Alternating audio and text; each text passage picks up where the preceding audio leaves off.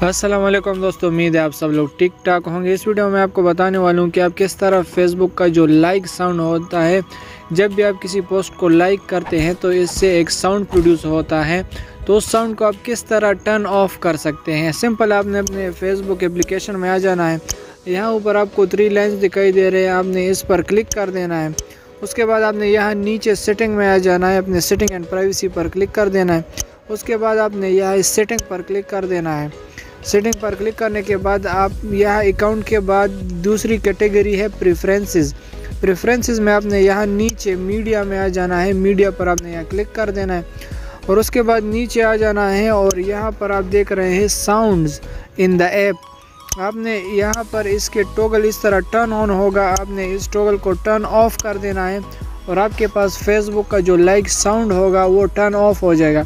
अगर आपके एप्लीकेशन में ये फीचर दिखाई नहीं दे रहा तो सिंपल आपने अपने एप्लीकेशन को अपडेट कर लेना है गूगल प्ले स्टोर से और उसके बाद आप इसको टर्न ऑफ कर सकते हैं।